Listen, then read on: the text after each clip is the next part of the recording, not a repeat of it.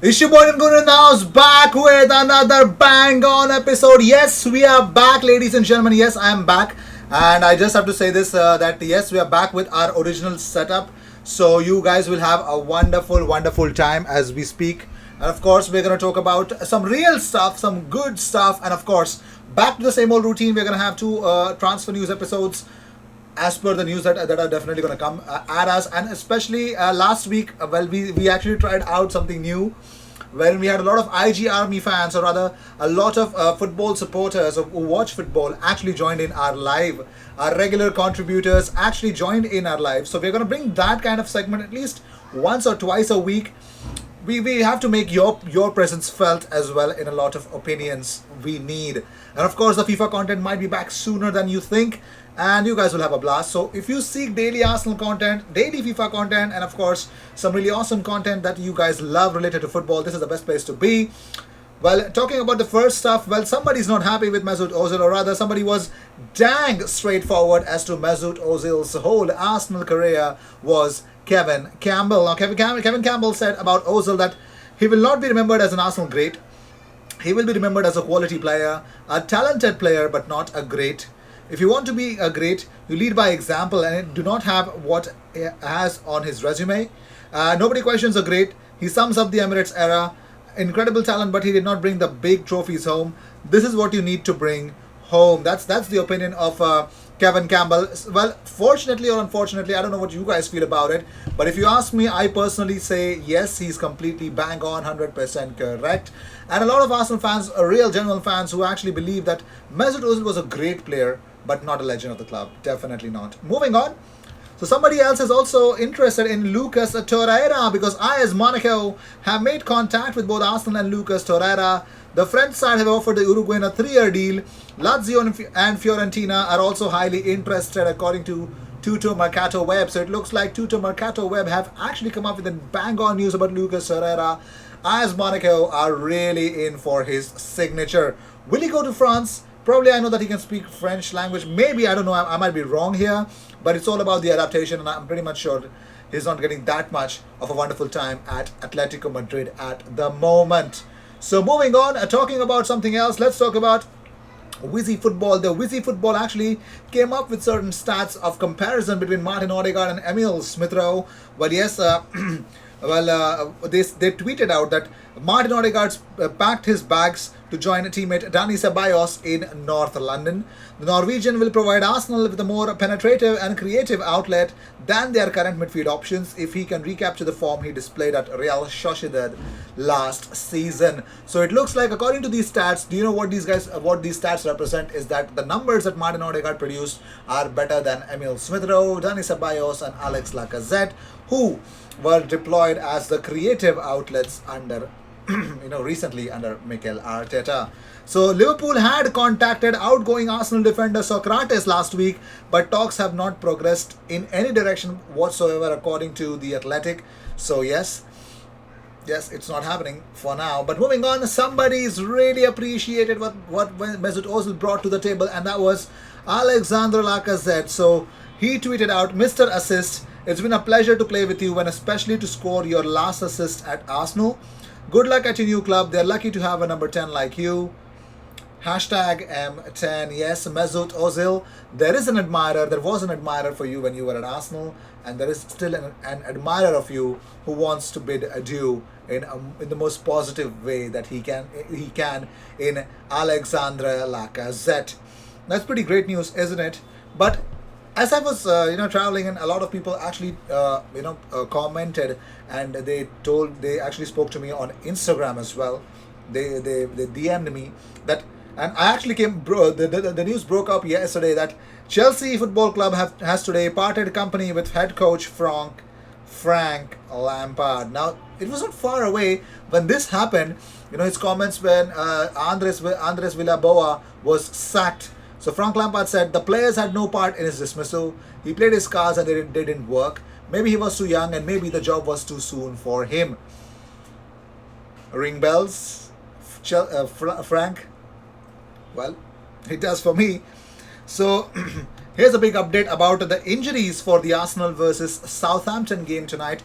By the way, there is a watch along for the game Arsenal versus Southampton. It is late, I know, but who cares? We come up with a lot of watch alongs. We came up for the FA Cup as well, even though we were traveling. So yes, we are definitely coming up with another Southampton Arsenal watch along.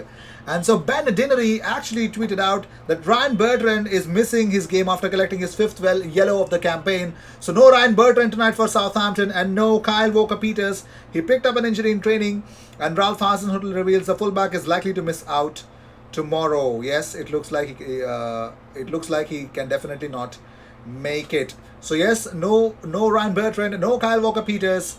I think Jan Valery is definitely going to start the game, and of course they would want to find somebody else to fill up those gaps.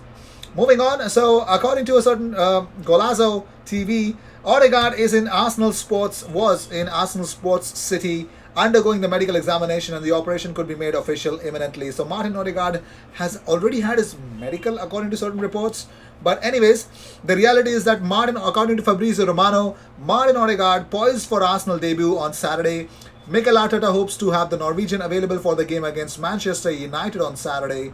The two clubs will discuss the best way forward after his spell in North London has come to an end. Now, Fabrizio Romano has opened up about if Odegaard could sign with Arsenal permanently. Is there a way? Is there a small way? So Fabrizio said, we have to see what happens at Real Madrid, because Arsenal would love to have Odegaard. There will be a meeting at the end of the season between Arsenal and Real. They have an amazing relationship. We have to see. Okay. Arteta has been key for this move. He convinced the player. He was calling the player his father, so he was really 100% convinced about the skills of Martin Odegaard. Let's see at the end of the season about the transfer side of this story. Now, also Charles Watts has suggested that Martin Odegaard has spent the day at London Colney meeting his new teammates, undergoing medical checks, and going through all the usual club media duties ahead of his move from Real Madrid. He told announcement is more likely to come tomorrow rather than today. Although Odegaard will join Arsenal barring any late snags in the negotiations, Norwich City ace Emiliano Buendia remains a player high up on Arteta's wish list. What if Odegaard does not work? What if Project Odegaard fails? But if that happens, if Project Odegaard fails, it looks like Arsenal will look into other options. Emiliano Buendia, Hossam Aouar, and Marcel Sabitzer, according to James Benge. So talking about more stuff about Ryan Bertrand, Arsenal have not made any contact with the Southampton yet, but have spoken to Ryan Bertrand's representatives about a deal with the left back, now aware of Arsenal's interest. Now we talk about Shkodran Mustafi, ladies and gentlemen. Yes, the Mail say Arsenal are in talks to terminate Shkodran Mustafi's contract as they aim to continue their January clear out. Mustafi continued to train with Arsenal squad on Monday but could soon leave.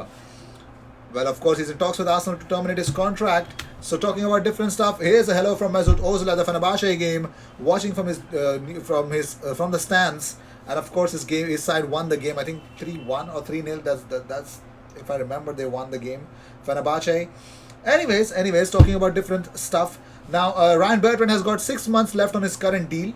Southampton want him to sign a new deal. He's stalling on it though. He wants to go to a top 6 club, according to Charles Watts. And I've heard that Arsenal are exploring the option of Ryan Bertrand. No official contact made with Southampton yet, but there has been contact with representatives, and Bertrand is aware of Arsenal's interest. So that's one to keep an eye on. Also to keep an eye on is another left back. Arsenal are keeping an eye on left back Jordan Amavi, whose contract expires this summer. So Jordan Amavi from Olympique Marseille is also in the mix for signing with Arsenal. Okay, according to Standard Sport, Arteta says that it is still too early to know if Arsenal will look to sign Matt Ryan permanently in the summer. So talking about Matt Ryan's Arsenal deal, Arteta said, at the moment it's a loan deal. He still has a contract with Brighton, and we will assess it, see how he performs and how he adapts, what we need in the future. It's still too early to decide. He's a player that knows the league really well. He's played so many games. He's got international experience. He's at the right age. He's been competing regularly until December, and we felt we needed another keeper in the team to be more protected. And talking about Aubameyang, here's a big update about Aubameyang. When is he coming back? So Arteta said, we have to respect the timings. Let's see. I don't have enough information to see how things are evolving, and hopefully things will go in the right direction. And talking about Martinelli, Arteta said he has missed a few training sessions with the last injury, but I expect big things from Gabi. He has really helpful. He has been really helpful since he joined again after such a long period. So I am positive about it. So with this, we end this episode. I hope you enjoyed that episode. Thank you so much for tuning in, guys. If you seek great amount of knowledge about Arsenal, consider subscribing if you seek daily Arsenal content. And if you're a football fan and if you want to make your presence felt, join in our live 5 or 5:30 p.m. I've not scheduled it, so most probably it's going to be 5 p.m. Indian Standard Time. Join in and of course voice out your opinion about football. We talk about football every single day, mostly every single day, because that's what we love to do. Cheers. I will see you in the next one.